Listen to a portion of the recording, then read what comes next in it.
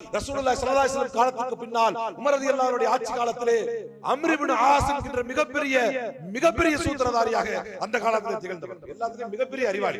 எவ்வளவு பெரிய பிரச்சனையாக இருந்தாலும் தன்னுடைய அறிவு சாதுரிய ஆற்றலின் மூலமாகவும் தன்னுடைய வீரத்தின் மூலமாகவும் அதை தீர்க்கக்கூடியவர் அம்ர் இப்னு ஆஸ். அம்ர் இப்னு ஆஸின் மகன் ஒரு யூதர், அந்த இடத்திலே யூதர் சிறுபான்மையினர், அந்த இடத்திலே ஒரு யூதரின் மகனை அடித்து விட்டார் என்பதற்காக அந்த விஷயம் ரசூல் உமர் ரலியல்லாஹு அன்ஹுடைய ஆட்சியின் கீழாக விசாரணைக்கு வந்தபோது அம்ர் இப்னு ஆஸின் மகனை அழைத்தார், யூதரையும் அழைத்தார்கள். உமர் ரலியல்லாஹு அன்ஹு அவர்கள் விசாரணை செய்துவிட்டு யூதரின் மகன் பக்கம் தான் நியாயம் நீதி இருப்பதனால் அந்த யூதனிடத்திலே கைகளில் சாட்டையை கொடுத்து அம்ர் இப்னு ஆஸின் மகனை அடிக்க வைத்து காட்டியது உமர் ரலியல்லாஹு அன்ஹுடைய ஆட்சி.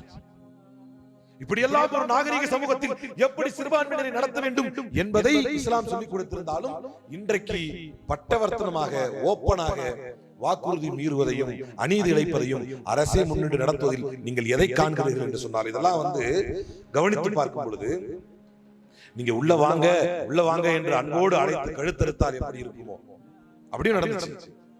பாகல்பூரிலே ஒரு கலவரம், நீங்க எல்லாம் படித்திருப்பீர்கள் ரொம்ப காலத்துக்கு முன்னால, பாகல்பூர் கலவரம் என்று.